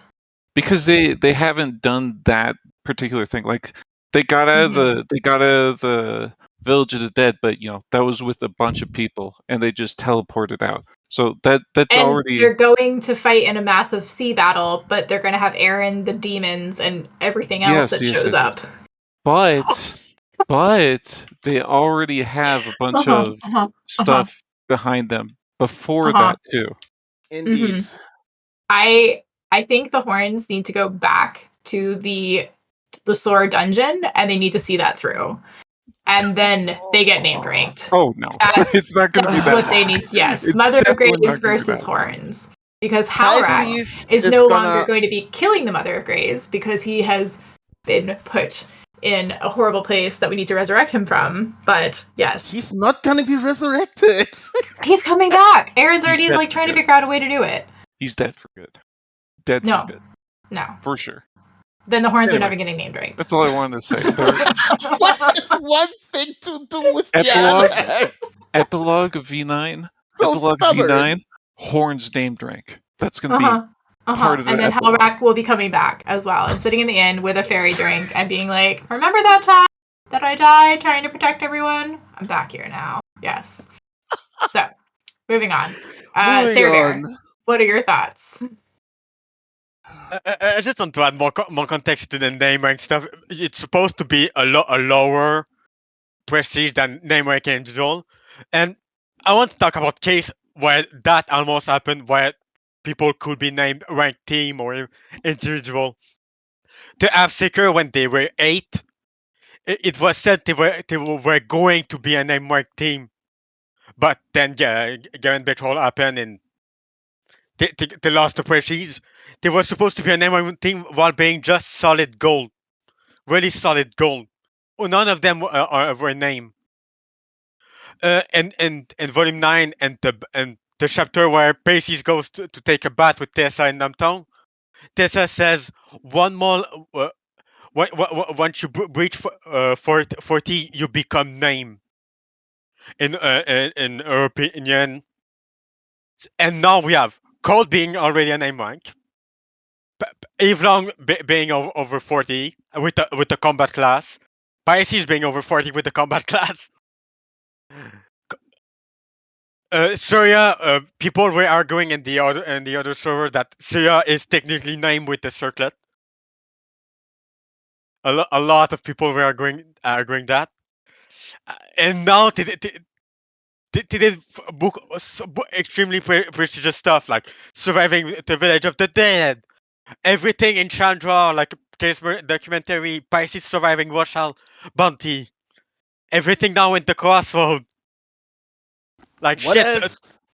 like Sorry. shit. The Orn really did. I've been taking part in glorious stuff. They are an MY team because Thank you. after because half the team is like rank individual already, technically. At least half the team. All right, so we've got equal sides of the debate. Some people say named ranked. Some people say people in the team are named ranked, not the entire team. And some people say Unequal. not at all named ranked. So we will just have to wait and see for the next chapter as to where it comes out.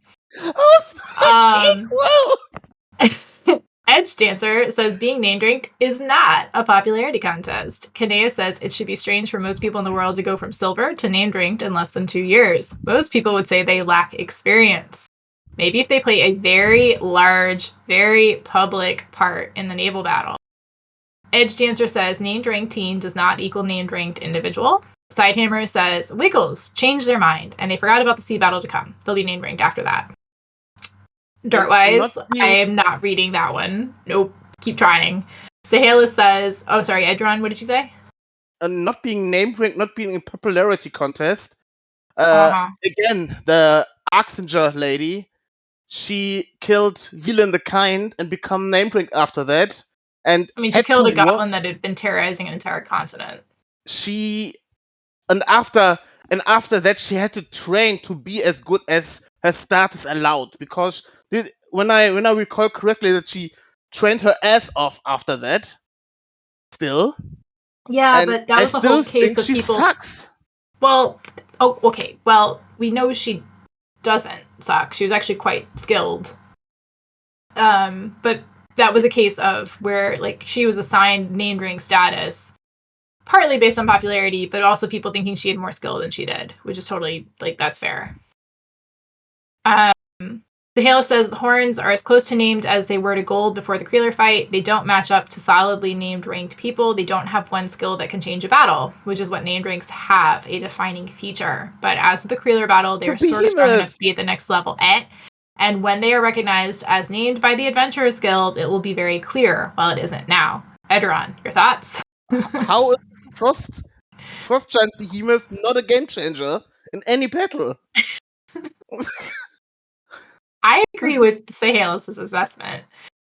Of Alias course you says, do! Alias says the problem with the named ranked debate is we're not all on the same page as to what named ranked is. Some people say a specific power level, other people say fame. Sarah Bear gives an example to Kaneas's discussion or discussion point about it being strange to go from silver to named ranked, saying Lahara, the Knoll, the Star Knoll, right? But she got a super epic powered weapon that took her to named ranked status.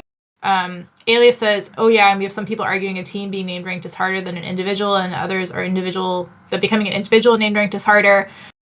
Honestly, the horns are named ranked because of Kulth is intending to, Kulth is potentially going to become a permanent horn. The only reason that they weren't is everybody thought of him as temporary. Okay, I will close out this discussion with, we will only find out when this will happen when Pirate makes it so. I don't think it's coming after the sea battle unless they do something majorly epic. I think it's coming with Chandrar and Slave Rochelle. Which brings us to our last discussion question, which is always, it's fun to end on a bit of speculation. Will the horns go directly to Chandrar following the battle at sea? What do you see them doing in Chandrar? Eduron, thoughts?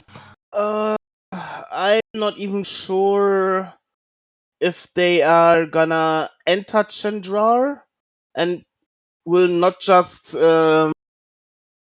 clean everything up on the sea before they even enter land. So I think they're going back because we know Pisces has been feeling guilty about leaving his fellows behind. We know that Kissenver has to go get his sword. Syria pretty much was was good to go. Yvonne, pretty much good to go. But like Pisces and Kissenver have unfinished business there, especially Pisces. True. And I think after everything that's going down, Aaron, the first thing Aaron's going to do is going to post that anti-slave request, right? Like that's going up. And I feel like the Horns are immediately going to Chandrar to close up, right, loose ends and take down Rochelle. That has to be volume 10 would be my guess. Oh, I can't wait. So let's see. All right. Any thoughts? Okay, so we've still got some discussion going on from the prior question that I will read out loud, and then we are wrapping it up, and we are moving on to the last question because we've been here almost 2 hours. Okay. So Kel says that Syria's battleground skill is a game changer. Pisces' new ability is a game changer. Bleach Soul says Yvonne's aspect ability and Pisces' animation ability changes the battle. Animation just changes battle with Bagrams. Let's see. Okay, Bleach Soul, did you have thoughts on the current discussion question or the past one? The current one. Okay, so that we are done with the previous discussion question. The current one is what are they doing? Go for it. I do think they will go to Chandrar and save Pisces' previous crew. I don't believe they're gonna go against they're gonna attack slavers who go after them, the crew, Mer and the others. But they're not gonna go against Rochelle directly. I don't believe they have the power right now. But I do believe Pisces' guilt is obvious. Like he left them behind. Besides, he didn't use the sources to empower his lord Ivory. So he needs to be there to protect them and bring them back to Israel with him. That's it.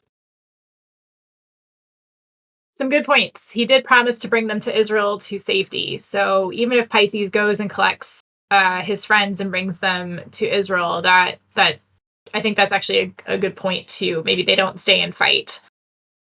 So Dirt Time Goo Eyes points out that Yvonne needs to go back and bail out Xenol. Yes, our favorite leaping like a lion adventurer of the sands. We want to touch base with him and see how that's going. Alias says they think the oath the Horns made not to return to Israel until Aaron does was huge. Strong chance that means Aaron's not going back. Big foreshadowing. I don't know. I think there's a strong chance that Aaron might end up with the Lucifins on Tiandria. That would actually be my guess. If Aaron doesn't go back anywhere, I'm guessing she's going to Tiandria. Her and Kara are kind of due for a meetup. I feel like that might be where she's going. Eduron, you want to take over the discussion for the next couple people who want to chat? I can do that. All right. Sidehammer. Hello. Yeah, so whether they're going back, I think has to do with whether they're going back to Chandra, I think has to do with whether they're going to have the means to go there. So I think if the Naga's Den, or if they manage to capture a new ship for the end of the battle, then they'll probably have their way, at least their conveyance, to go. But I'm not sure that the Naga or any of the slavers are going to let that ship stay afloat, since they're sending all of their fleets to come find Aaron again. So it's going to be I think it's going to be a very difficult thing for them to get out at the end. But I do agree with the ominousness of their vow not to step on Israel again unless Aaron is, and I do think that that is a deep foreshadowing of something, but I'm not quite sure yet what it is. We'll see. I mean, there is somebody he predicted that Aaron is not going to be there at the end of the volume, but nobody knows who predicted that. Of course, it was me. Mr. Wiggles. Okay, so I'll start off with the actual question itself.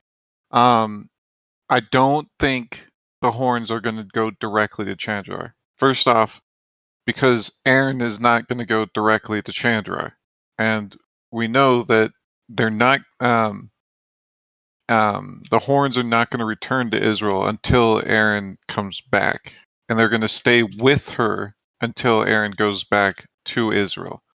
I don't see Aaron going off on a random adventure, just dragging the horns along with her, or dragging anyone along with her. Especially because she has a bunch of people waiting for her, wondering what happened to her back on Israel again. So I see no way for Aaron to go in a random direction, go to Tarandria or go to Chandra off of this sea battle. In my mind, she's 100% going back to the inn as soon as she can. Whether or not she stays there permanently afterwards is a different matter, but she's absolutely going back. The horns, I don't know what they're going to do directly after the battle. Like, they're going to escort Aaron back to Israel for sure, but then what do they do after that? I don't know, because they did make this promise that they were going to go to Chandra and deal with Pisces' friends, but when exactly is that going to be? I'm not sure. Yes. We will have to see. I mean, especially when Aaron is going to rescue Rabbit Eater, and he wants to go home. So I can see what you mean when you say that he is that they are going straight back. But yeah, we have to see what Pirate thinks. We'll have to see where the next volume's going. Yep. Okay, so Hela we have said, some responses. yes, I'm gonna, unless you would like to read those out, I will read them. Okay, so Hela says Yvonne is going to escort Yizmi out of Nerhavia's Fallen. The create water skill is going to be critical for exploring the desert of Ezekiel. Kismiver will either do something continent changing or remain permanently in Chandra because he hasn't earned his title yet. Sixel says, big if, they enter Chandra, Aaron gets remote access to her inn. The Horns escort Aaron around, wreaking havoc against Rashal, and Pisces plus Aaron become royalty equivalents of Kelt to prevent it from dying due to lack of resources and fallout from the solstice. Probably more focus on the King of Destruction War 2. It will be the arc of Aaron meeting everyone out of Israel in person and wrapping up those threads. I like that plot, direction, especially because it also brings us back to Drakras. Kneas says, they're not sure about it unless Aaron ends up there. They're leaning on them returning to Israel. They see them more either in the Crossroads or the New Lands. The one thing they see more in Chandra is Ryoka. Between the future Purusa, Pursue Saw, and what they think that they think she should train under Origin. Good points. We know that Ryoka ended up there in the alternate future. It'd be cool to see her and Pursue pop up there, but we'll just sort of have to see where that goes. Kel says they want Aaron to go to Chandra with the horns. She needs to give Bone Dad a hug and meet Purity, meet Floss and give him crap in person, meet up with Trey, push Tears out of window, have a little talk with the Koras, maybe Cedalos with Seve. Lots of to-dos. I like this. Almighty Nub says, huge agree, Wiggles. Aaron's going back to Lascore. Sea Battle is just Aaron and Obama fulfilling part of their role as tribe shamans, bringing Rabbit home. So one thing that I haven't seen people see that I also think might be likely is we know that Windstrom is right there. And the last time Syria and Pisces left there was kind of in disgrace. I have no idea how Pirate would work this in, but it would be kind of freaking cool if Aaron and the Horns end up at Windstrom, Aaron kind of dealing with Eldavin, who's like a puppet for the gods, and Pisces and Syria like booking it to the upper floors. It's that I don't know if it's likely, but Windstrom is right there, and it would be kind of super cool if they all end up there and we get some more development. Wistrom is fucked up right now. I don't even know. I don't know. Just saying. Yeah. I think that'd be pretty awesome. So my guess is that they'll end up in Chandrar, but I think there is a small possibility of ending up at Windstrom, which would be really cool. Any other thoughts on this, Eduron? Nope, not right now. Okay. I will read up the last couple of responses as they come in. Were there any other general thoughts about the chapter as people are kind of writing up their responses? Eduron? Anything that we didn't talk about that in the 60,000 words that you're like, dang, we should have discussed that? No, I'm pretty much done. All my theories and thoughts are spoken out loud, and can't wait to see the Mother of Graves again.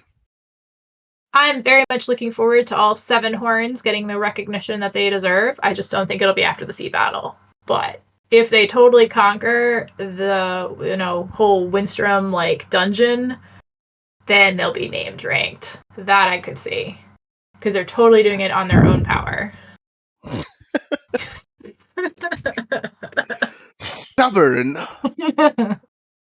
We all have our vices.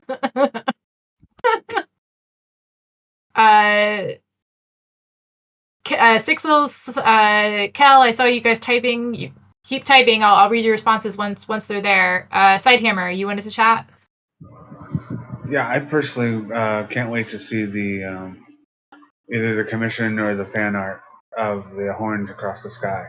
I think Pirate painted a very particular image there, and I really can't wait to see what how everyone interprets that. Totally agree.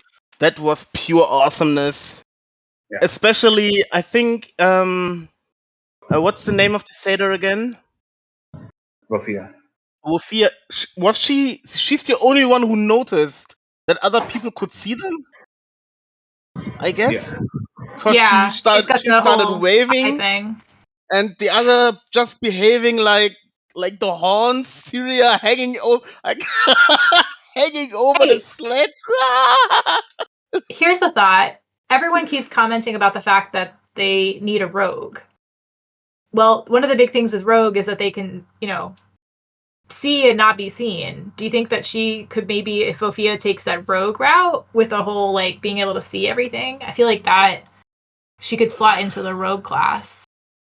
Satyrs, anything else but stealth oriented. Look, there's a squirrel. There's a friggin' stealth squirrel. We can have a stealth satyr. Satyrs have hooves. Yeah. And satyrs are huge. No. Aren't they? No. Although goats can do that whole walk on the wall. Goats are friggin' creepy and silent. We can totally have a stealth satyr. Okay. All right. Maybe. I'm going to close this out. Almighty Nub says, they're so excited for the sea battle. The Dakilos chapter is one of the best of the volume. Yes. Our Dakilos captain is on his way. Sahela says, the cool line of the chapter was Yvonne's response to Kolth, revealing he was sympathetic to demons. Syria is cursed. Pisces is a necromancer. Kolth likes demons. Kissimver is okay. It kind of reminds them of someone coming out, their friends or to their team as queer. And so on that note, we will wrap up today's 2-hour-long discussion. So sorry, Lanu. My sympathies. And that is the 2-parter 9.69. Hopefully you guys enjoyed me and Eduron hosting. We'll see you next time for what I believe is the last chapter of the solstice and the volume and the year. So many things. All right. Goodbye, everyone. Bye.